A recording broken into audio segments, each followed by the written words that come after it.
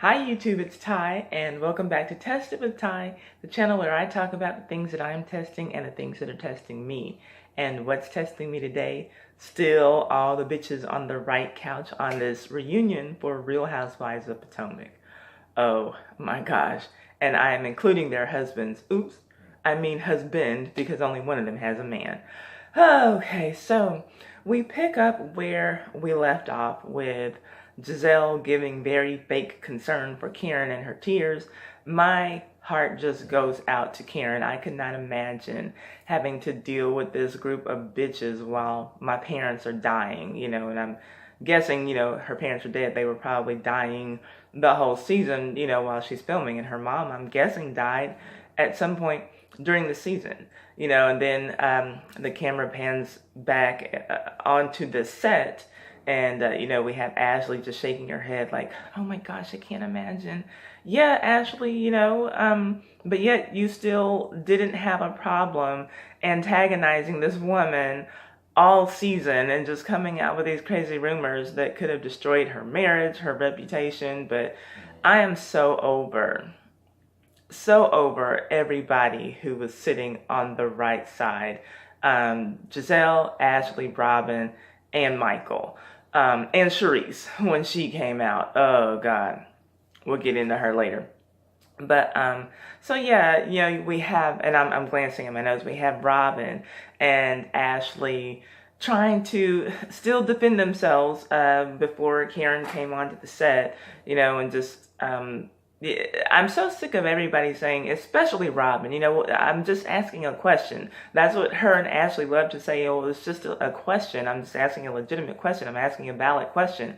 Robin, when people were asking valid questions about your finances and your broke ass and, what the hell is going on with you and Juan, you got completely in your feelings, especially when it was Ashley, her first season, Googling things about you and then asking legitimate questions based on what she saw, on Google, right? And Ashley and her forehead, same thing, we're just asking questions, you guys, I'm so over these girls. I'm so over them.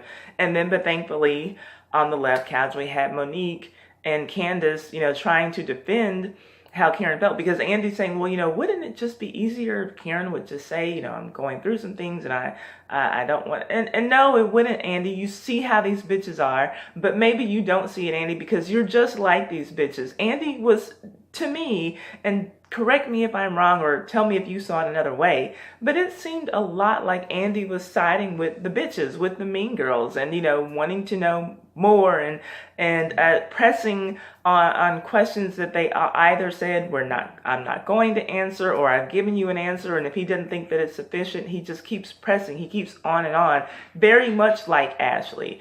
And so I wasn't really feeling Andy, but while he's saying that, well, wouldn't it just be easier, basically, if Karen told the truth about everything?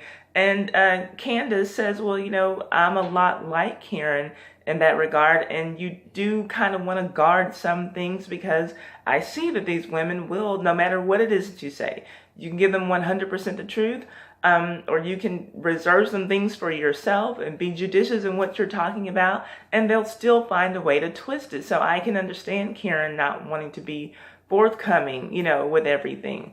And Monique, also mentioned, well, you all are going into a situation expecting her to be one way. And so, of course, she's going to be defensive, when you all do approach her. And so, I was so glad that those two were there. And I'm so glad that Karen was able to form somewhat of a bond with those two young ladies this season. And I was wondering, because honestly, when Candace came onto the scene, I thought that it was going to end up being the young girls versus the older women. I thought that that Monique and Ashley and Candace were going to bond, and it was going to kind of be them against everyone else, with maybe, a little bit of Robin and a little bit of Karen joining in, but definitely not Gizelle. So anyway, and then Andy kept being annoying about Candace's wedding and asking, if Gizelle had an invitation, if she would give Gizelle an invitation. And I was so here for Candace when she just said she can stay at home. Candace, they, they went all out for this wedding. She said $500 a plate. No, Gizelle and her hating ass and her green eyes can just stay at home. She would not be eating my expensive food either. I don't blame her one bit. Then Charisse. I'm sorry, you guys. I'm glancing at my notes. Charisse. She looked like a whole Christmas mess with that red gown on. It was horrible. The bottom of it looked very pretty. The train looked really nice when she was sitting down, but everything that was going on up and around here, no ma'am. And was it just me, or was like one of those things on her shoulder? It seemed like it kept kind of like sliding off or sliding up. It wasn't working for her. It wasn't working for her. And neither was her dark brown lip liner. And I'm like, I guess she went back to the Sha-Sha days and said, we're going to put on some Sha-Sha makeup for this. Is it Sha-Sha or Shy-Shy? I think it's Shy-Shy, whatever. Who the fuck cares? We're going to put on some Sha-Sha makeup for this reunion. She looked a mess. And it also looked like she's gaining weight. She's never been a small woman, and there's nothing wrong with that. Women in my family tend to carry a little weight on us too, but she looks like she's gained weight. Her wig was nice enough, whatever, but anyway, she's there. I never liked Charisse. I never liked her, not from season 1. Gizelle is just determined to put this whole Kendall thing on Monique. Even though Charisse sat there on that couch and said, I've been trying to get her on basically since season 1. And yeah, Gizelle and I, we had our thing. And I was thinking, at the beginning of season 3, it would be kind of cute to fuck with Gizelle. But somehow it still gets put on Monique. I don't understand. It's like she pretty much sat there and admitted that, yeah, I've been the one. But then somehow it still comes to, but it was still Monique's fault because she's the one who ultimately got her on the show. I'm not understanding what was going on there. Maybe I'm missing something in the conversation. If I am, please explain it to me. But I don't think I'm missing anything. I feel like Gizelle is just hell-bent on finding some kind of reason every season, every second, to hate Monique for something. And in my opinion, the way that Charisse handled the whole situation with Kendall, it was very Phaedra-like. She was going to be fine, and she never would have opened her mouth and said anything about bringing Kendall into the group had Monique not opened up and said, well, it was Charisse who introduced me to her, and Charisse was the one who wanted her here. Charisse was never going to say anything, and that was bothering me because it was very obvious that Monique was like ride or die for Charisse. And I guess Charisse just thought that she had a puppet in Monique, and so she was going to just sit there and let her do all the dirty work. Not really feeling that. And then what we had, not Karen, I keep saying Karen. Gizelle talking about Sherman and how he wants to be with her, and I don't believe that. Not that, she's not an attractive woman or whatever, not that they didn't have what they had, but I kind of feel like Sherman, because he was there on the last reunion, just like kind of lurking in the background with his ugly ass, I feel like he would have been doing the same thing again this season if he and Gizelle were on good terms. I never for once during the season believed when Gizelle was saying that that Sherman was avoiding the spotlight because he didn't like it because of that People magazine article. That was why he started pulling back from her. I never believed that. I mean, we all know he was an NBA player, and I don't think that the spotlight bothers him. If that were the case, when their relationship was young and fresh and new, he wouldn't have brought his ass to come backstage and still be on camera at the reunion. So no, that's not what it was.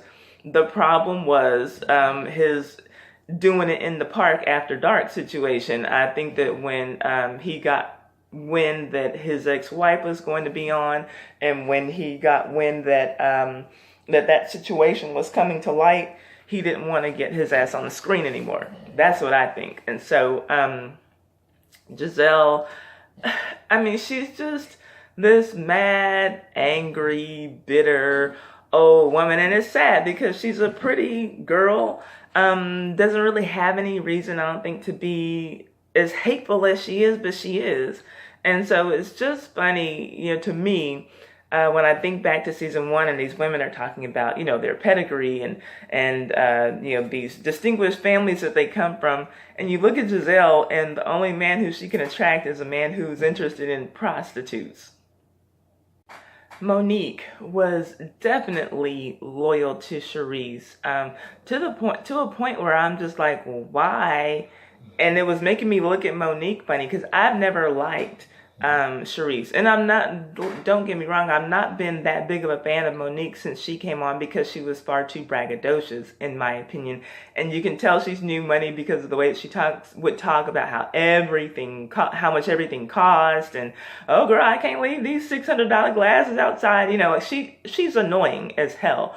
Don't get me wrong, but I will take her over Charisse any day. And I was wondering, like, why is she so loyal to Charisse, to the point where, she was sitting down earlier this season. We saw her talking to Candace and kind of checked Candace about, coming for Charisse. She was very protective of Charisse. And so I don't know, I don't understand why Charisse, it seems like kind of just out of thin air, decided to stop liking Monique. I don't know if it's a jealousy thing. Maybe now that she's having to sell her home, and maybe she's not feeling on the same stature level as Monique. I don't know what it is, but it just seems really odd that all of a sudden they would fall out when Monique was so loyal to this girl. And I don't get it, because I never liked Charisse. I cannot stand Charisse.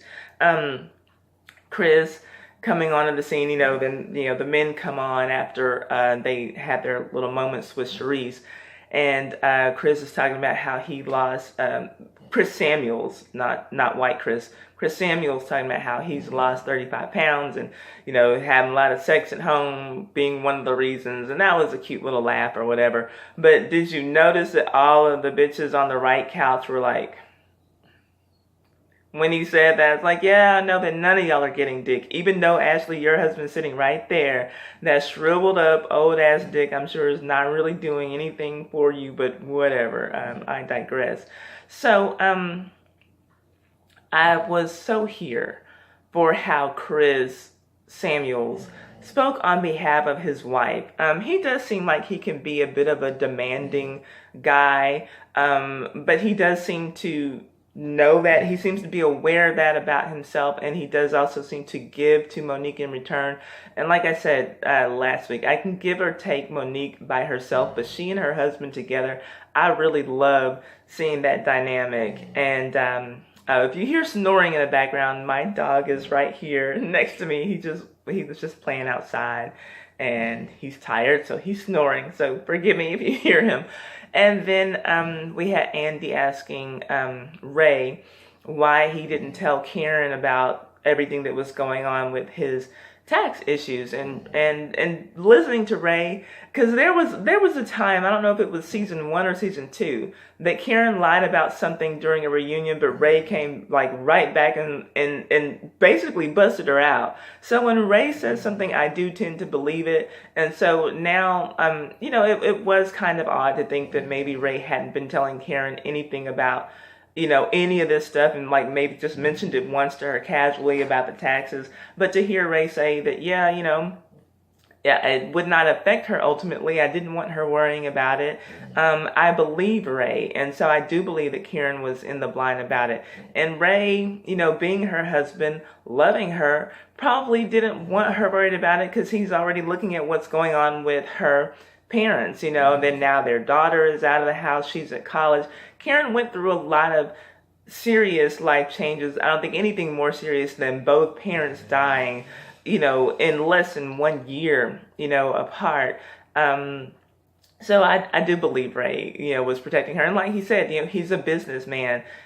He's not just an employee going to collect a check. And I'm sure as a businessman, as a business owner, you have ups and downs. And so he says, I'm not bringing every little problem, I'm not discussing that with my wife.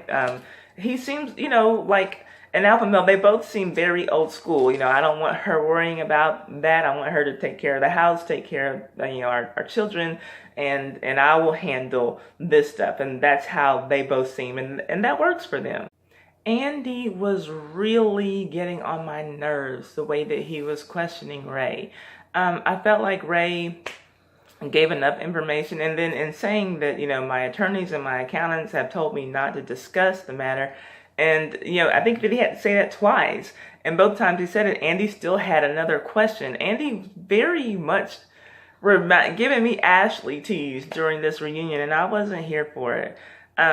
Karen, when they get to the situation with the pizza again, and, she was going along with it and saying, ladies, the next time you want to give me something, just give me a call and I'll, meet you there at the door or whatever. Don't try to sneak anything over to my house. And so Ray is like, well, they weren't trying to be nice and give you a pizza, honey, and Andy's saying the same thing. Well, it wasn't a complimentary pizza.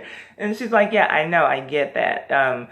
And they were being bitches, they were being malicious, and nothing that you all directed toward me was for my benefit. And I understand that, you all were being hateful and malicious. And she's telling them it was a hurtful thing. And they're over there. It was Robin and Ashley, I think, and Gizelle. Well, either they said, two of them said that it was fun, and one of them said that it was funny, or vice versa. Well, it was funny to me. It was fun. We're just, okay, y'all are grown-ass women. Find another way to have fun, other than at someone else's expense, because you're saying that they're lying about where they live. I mean, I don't know how that's fun to you, but I don't know, maybe, whatever. And then we got back to the subject of, or I don't know if we talked about him already, but we got to the subject of Matt. And Matt, they said that, I have my other puppy coming in. Give me just a second. Sorry about that, I'm back. So I got two dogs in here with me. They're both in their beds, and I hope that she doesn't start snoring. Okay, so anyway, Ashley and Gizelle started talking about, they brought up Matt, and Karen was saying something about him being a part of her management team. Matt was strange to me. I will admit, something about him rubbed me the wrong way when I saw him on the season, and I was wondering why Karen had this young guy hanging around her. Karen really does seem to trust him, but when Ashley and Gizelle said, well, Matt needs to stop, spreading rumors, I believed what they said. The ladies all kind of agreed that Matt is trying to be friends with all of them, and it seems like when he gets around one, then he's talking about the other, and vice versa. And I believe that, and I do believe that might have been the genesis of some of the confusion surrounding Karen, that Matt is maybe running his mouth when he gets a couple of drinks in himself or something, saying things about her, whether they're true or not. I believe that.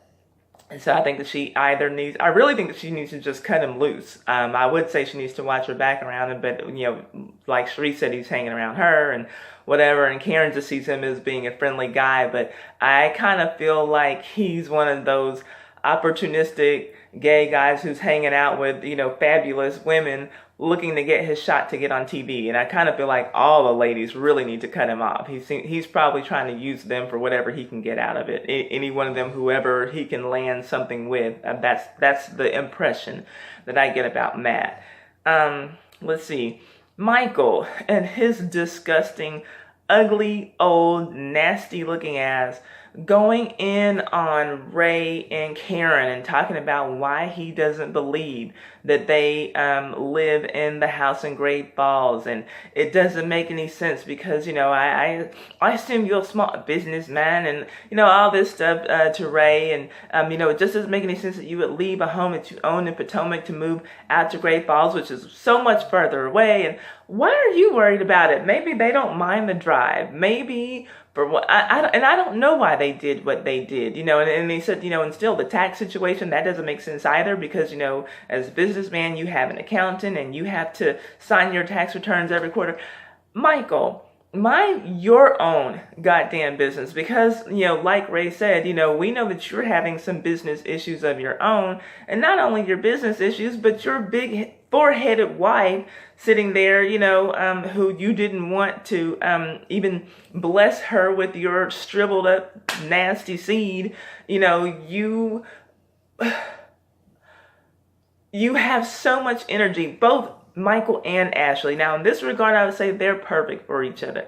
They have so much energy and life to give to what's going on with Ray and Karen, and it does seem like they are both obsessed with Ray and Karen at this point. Why do you care as a grown-ass man about what another grown-ass man is doing with his wife, with where he lives, with his business, when you have things going on with yourself? And as he's explaining, why everything doesn't make sense, Ashley's sitting there like, yeah, he's a real estate developer. So, Ashley, what the fuck does that mean? What does that mean? Why does that matter in this moment? So I was just not here.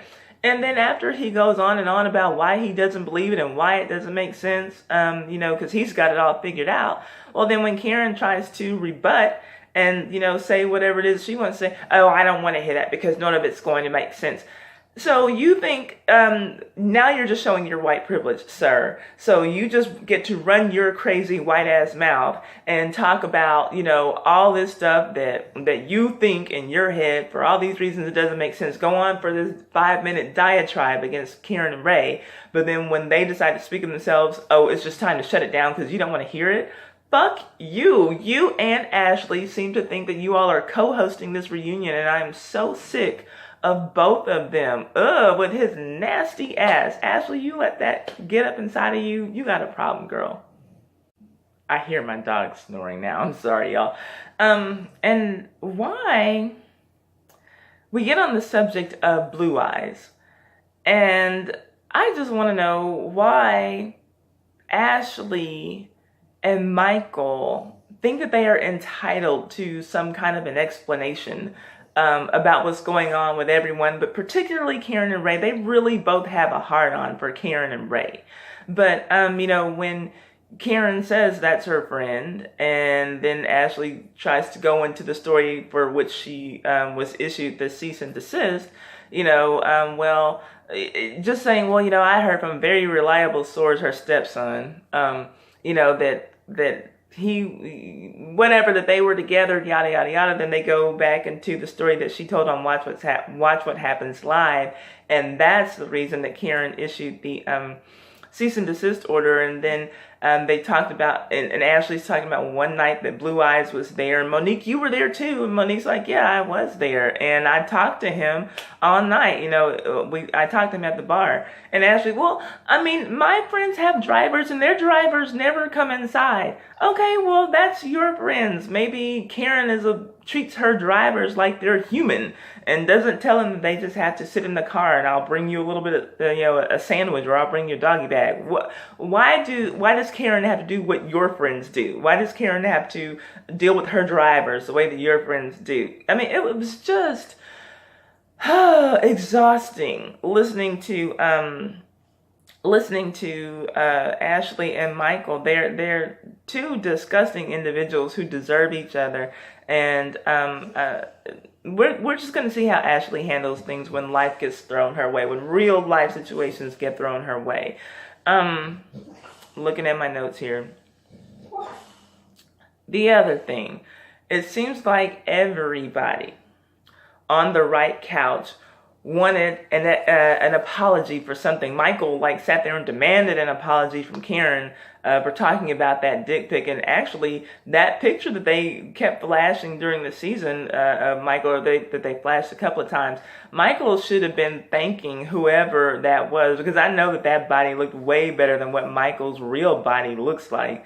But yeah, so how do you sit there and demand an apology from somebody that you keep talking shit about? No, the way I see it, even if Karen is wrong about the picture, and she probably is, even if she's wrong about that picture, y'all are even, because you keep saying shit about her too. How the fuck do you sit there and demand an apology? I mean, if that is not white privilege at its finest, but you know what, Michael, whatever, you're disgusting. They're all disgusting. Everybody on that whole right side, just throw him away. And Andy too. He disgusts me. And then, Ray did mention though that there was a time when he thought that there might have been something going on with Blue Eyes. But he said, this is, at this point, I've had his phone number in my phone for 15 years. No, there's nothing going on. But yeah, at one point I did think that there was, and just like everybody else, I have friends too, and probably, he made it sound like he had somebody kind of on the lookout for Karen to be sure that, if she said she's going at such and such place with Mr. Blue Eyes, well, hey, will you go down there and let me know what's going on? And everything seemed to check out to his satisfaction. That's his wife. If Ray is fine with it, why can we not all be fine with it? But then Ashley, goes back to, well, trust your instincts, Ray. Ashley, shut the fuck up and figure out how you're going to have, a baby with this man and his dried up dick. That's what you do. Ashley and her 1,000,001 problems in her marriage with Michael, regarding him not wanting to, him not finding her fit to mother his children, and then the problems with her own mother. And, Ashley has some of her own issues, but it's just amazing to me how she, as a grown woman, finds so much time to get into Karen's business, and Monique's to a much lesser degree, and have, find time to spread these rumors and stuff. So she's super disgusting to me. And I did not shed one tear. I did not really care when Ashley was talking about, her situation. Now, yeah, I hate that she had a miscarriage. I'm not saying like that's good for her, but to the point that I would be crying, and I'm like, Monique, I hope that's just pregnancy hormones that's got you crying like that, because here's Monique sitting here crying because Ashley mentioned that she had a miscarriage. Ashley knows good and damn well that Monique had her own miscarriage too, and because of lies that she was spreading about Monique, people were saying that basically her miscarriage was her fault because she's such an alcoholic. But then Ashley, also the same person who couldn't even congratulate Monique on getting pregnant again. Didn't care, didn't matter, just sat there stone-faced like Robin and Gizelle as well when, Andy mentions Monique's pregnancy, which is wonderful that she was able to get pregnant again after they had that miscarriage. But Monique, here you are sitting up here crying, real tears, because Ashley mentioned that she had a miscarriage. The concern does not go back and forth. People on the left side, Candace, Monique, and Karen, could express concern, genuine concern, and heartfelt, sentiments about the women on the right. Even saying, even if we don't like each other, we don't get along, like Karen was able to mention about Ashley's mom and things of that nature. But that energy did not go back from the right couch to the left, and so anyway, just something that I couldn't help but notice. And then Ashley, she prides herself on being an open book, and I think that that's part of the reason why Andy likes to take her side, because he wants, to get every juicy little detail of what's going on in your life for the show. And it's not a problem if those women don't choose to disclose every single detail about their lives. I don't care to know everything that they're doing. Just entertain me with whatever you want to give me during the season, and I'm great with that. But Ashley loves, saying, I show everything, and I know that Andy loves that about her. But frankly, I kind of feel like Ashley used her mom, as part of her storyline. And even the marriage with Michael, she's playing so dumb for the first time in her life. It occurred to her that, oh my gosh, he might just want me for a trophy wife because her uncle mentioned that to her. I don't think that, I think that Ashley's putting a lot of things out there intentionally because she probably does have some deep, dark secrets that she doesn't want people digging up on her. So let me just present myself as an open book so that nobody's going to really dig and find the other stuff. So, I'll do something over here and I'll put this in front of the camera for y'all, but all this stuff back here, we don't want anybody to find out about. So my mom, my husband doesn't want me to have a baby, but meanwhile, who knows what's in Ashley's past, and it doesn't matter, but I just don't think that she's really the open book that she prides herself on being. And I don't think that these ladies need to disclose everything. I don't want to know every goddamn thing about these ladies. Ashley in this dry ass music video that she did for Michael. Will we just see that here on YouTube? I'm not expecting to see it on VH1, TRL, on MTV, or anything like that. So, girl, if it makes Michael happy, then whatever. She still can't sing as well as Candace, but hey, if the video makes Michael happy, then whatever. That was just, it was weird. And that was pretty much the reunion. Gizelle did that closing toast or whatever. Who gives a fuck about that? And she's always talking about Monique apologizing to her. And Monique did apologize to her like more than once about a couple of things. And I've never seen Gizelle apologize about anything. I don't know about the whole right couch. I don't know if this season I've seen any of them apologize for stuff. Robin looks like she wants to be a good person, but like Monique mentioned in part 1, she is Gizelle's lapdog. So until Robin wises up, that is one following ass bitch. Even for her to say, to tell Karen earlier in this part 2 of the reunion, well, I never believed that you did not live in that house in Great Falls. I just wanted to, prove that you did. Why go along then with Ashley and Gizelle if you believed from the start, and I believe that what is her name? Robin. I believe that she did believe that was Karen's home. Why go through all that though? Because you're a following ass bitch, and it's time for you to grow up. You're a mother of 2. Figure out things for yourself.